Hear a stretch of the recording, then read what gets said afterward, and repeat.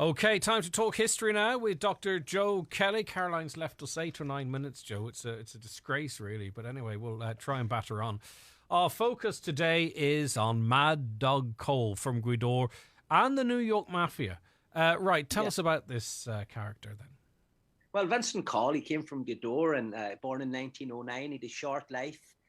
He died in 1932. He was gunned down in 1932. But while he lived a short life, he lived a very maybe infamous life at the same time, rising to the ranks within the mafia. He was up there with the greatest mafia figures of the 30s. And at that time, one might know that the bootlegging was going on. Prohibition had been there. There was no alcohol. And so there was speakeasies, and he was very much involved in that whole thing. But he grew up in Gweedore, born in America, in Gweedore, sorry, but went then back to America with his parents. Parents left America to come back to Ireland and then returned again. And things took a bad turn when he went back to America. He was only about 8 months, 9 months when he went back to America with his mum and dad. The father left them. The mother died of TB. He lost his baby sister, and 2 of his brothers died from TB as well. So he was left very much himself and his closest brother, Peter, who was just a year older than him, 8. He was 7 and Peter was 8. They were left to basically the world, and unfortunately, because of maybe lack of direction and one thing another, they ended up on the wrong side of the law, more hardened young men involved in a lot of petty crimes. And they were put into, their uncle actually put them into an institution, a Catholic kind of orphanage. And even there, they caused terrible, terrible trouble. And their Aunt Mary Field then took them. She was in New York. But eventually, she had to go back to the courts, the Bronx court, saying, look, I can't control these lads. So what age would they have been at this point then, Joe? Well, they would have been young. They would have been teenage years. Yeah. Again, they were with their aunt for a number of months, not years. And basically, he was in and out of jail after that.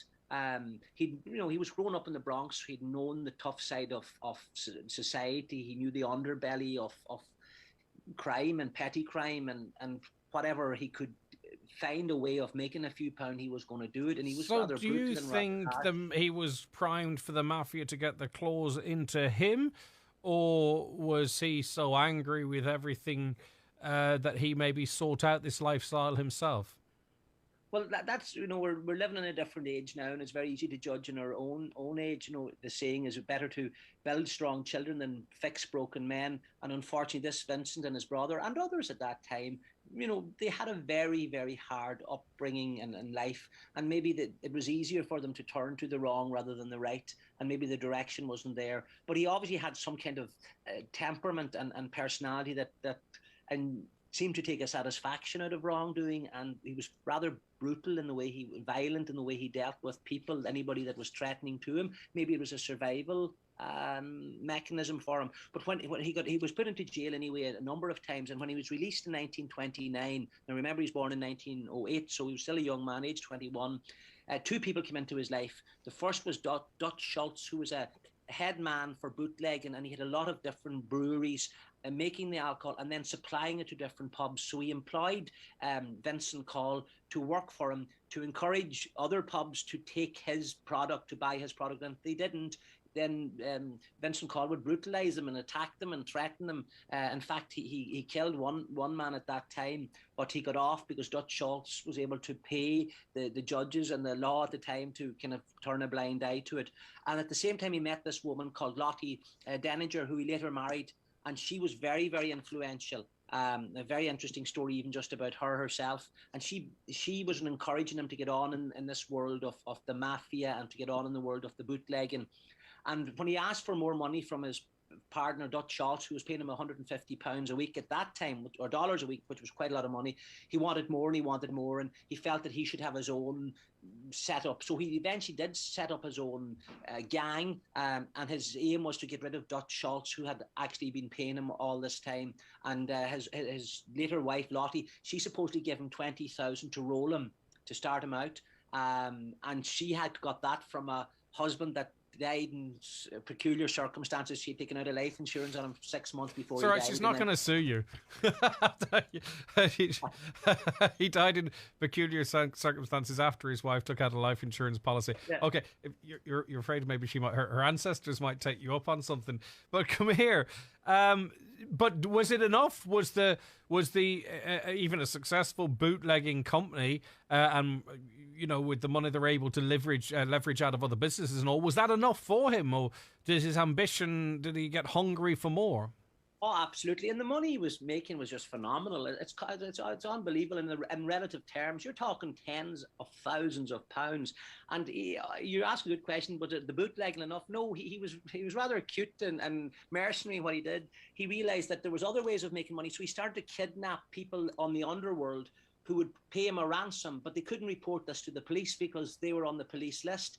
And he started doing kidnapping people. I just take, for example, there was one fella, business legend Ruby Valley, for £100,000. He wanted a ransom.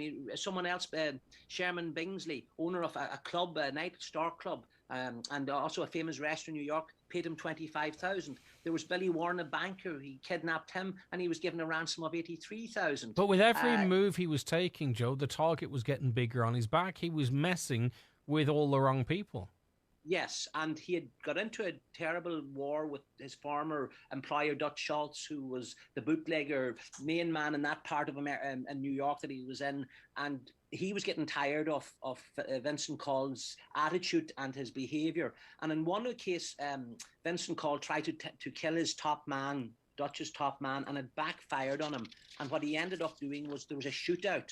And what happened was there was four boys injured and a young 5-year-old was shot dead.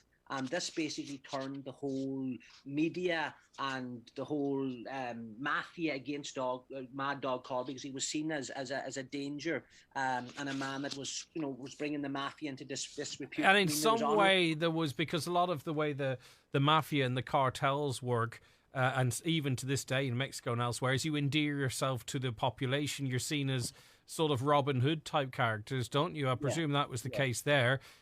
He was challenging their set of principles in inverted commas, because obviously they were ruthless. Yeah, he was, and the fact that he'd killed he was in the shootout that killed a young 5-year-old.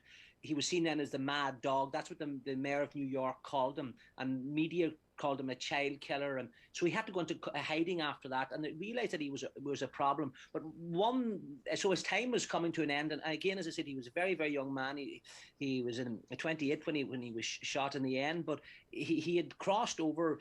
One of the things that he would do is he was a hitman. He would take money to kill people. And there was one man that that wanted the boss of bosses, Marazona, I think was his name. It's an Italian, and he wanted this opposition man Luciano killed for 50,000, and he gave Coll 25,000 down payment. So Coll arrives to kill this man, but the man that had paid him, Luciano's people knew that this was going to happen, and they killed him in advance. So Coll walked away clean with 25,000. The man that had contracted him to kill the other man, well, he was now dead, but he was seen by the gang that had executed Marciano. They seen that, and he was a marked man after that. They wanted to get him. They knew that he was a contract killer that tried to kill their boss. And so the Irish head man at the time was Madden, and he put out a 50,000 reward on Coll's head. And that 50,000 was like, he was a marked man after that. So every gangster that wanted to make money, there was a 50,000 bonus if you could find Coll. And there was a shootout on one occasion. They thought he was there in an apartment. They shot it, and I think there was a number of people killed, but they got it wrong. He wasn't actually at that place at all. That was in February 1932, and they had killed a number. I think it was 3 people who were killed, but Coll wasn't among that. But that was on the 1st of February 1932. But on the 7th of February, a few days later, almost a week later, they knew where he was, and he was going into a drugstore, and he was making a threatening call. He was cute to use the phone. He moved around from place to place and made calls so he couldn't be traced. And he was phoning this man Madden, who was an Irish warlord, a mafia warlord, well respected within the criminal ends. And he had put out the 50,000 on him. He was threatening him, and he was in the phone booth in a chemist. He was cute to go in the back of the shop to go and make a phone call, but his assassins had been following him. They were sitting out in the car. They saw him going in. They walked into the chemist. They told the people there, look, keep cool. And they went in and just basically riddled him to death while he was making the phone call in the booth, and he died there. There was 15 bullets in his body when they did the autopsy, and there were more that just would have gone through his body as well. In his adult life, did he ever come back to Guido, or was he buried at home or buried in America? He was well. That's a good question. So he was only 23 when he died. Sorry, I said 28. It was 23 when he died, and he hadn't known. But there were meetings of Donegal people in New York, and he was shunned there. People didn't like him for they knew what he was doing. And his brother Peter was killed sometime before in a shootout as well. A shootout. He was killed. So they had known that there was a side to him that they didn't like. But you ask the question then, his burial. He was a Catholic. And he wanted to be, obviously his sister Florence wanted him to be buried, but the pastor, the priest of St. Raymond's Parish in New York where he lived said, no, you're not going to have a burial mass or a priest at your graveside either praying over your grave. So he was allowed to be buried in the graveyard. They reckoned that he'd gone to confessions, by the way, sometime before he was shot, and for that they would allow him to be buried. So he was buried in the graveyard, and his gravestone's still there, buried where his brother had previously been buried, and subsequently his sister. So he was buried in a very quiet, unreligious Catholic burial, and that was the end of Mad Dog Coll. There's a film done about it in 1961, and Brenton Delap has written an excellent book on that, Mad Dog Coll, an Irish gangster, in 1999. He would have been the editor of Funches. Telly Savalas played Mad Dog Coll, didn't he? I mean, did he sort of master the New York Guido accent? Yeah, well, he was involved in the film. There was a number of people in the Gene Hackman was a policeman. I think Telly Savalas, Kojak, he was just. Did he not play? All right, who played Mad Dog Coll? And I think it was John Chandler. Ah, okay, right. But Telly Savalas, and I love him because The Dirty Dozen and my own name, Kelly's Heroes. Great film. But you're looking, we're giving our age away when we're talking about. Listen, that. I love him so much. I've styled my hair on him. And have you a lollipop? Well, that's for me to know and you to find out.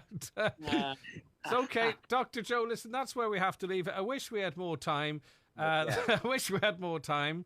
But thank you so much. And me and you have recorded a special podcast too, which will be broadcast at a later date, an extended podcast focusing on the beautiful town of Creasler, and that's already in the bag, and we'll be putting that out, as I say, at a later date, Joe. But just to say to you, Greg, and I haven't been on since I was on with Father John Joe and TD Marion Harkin when we were doing a review of the paper, and just to acknowledge Highland, you got the mood of the people there with the Creasler tragedy. You were absolutely brilliant in Highland, and people maybe are often critical of our local radios. Whatever Creasler way comes out of this tragedy, it'll be family and faith that'll bring them, and Highland's part of that family. And just to congratulate you on capturing that mood, the fact that you had broadcast the mass and the music, and all of you that were in there in Highland, thank you very much. Even yourself, the hard interview that you had to do with Leonie Harper's parents, to be commended and be congratulated, and thank you very much for all that you do in there in Highland. You really are part of our families in the wider sense of Donegal. Thank you. Lovely remarks, Joe. I appreciate that. Take care of yourself. Dr. Joe Kelly there.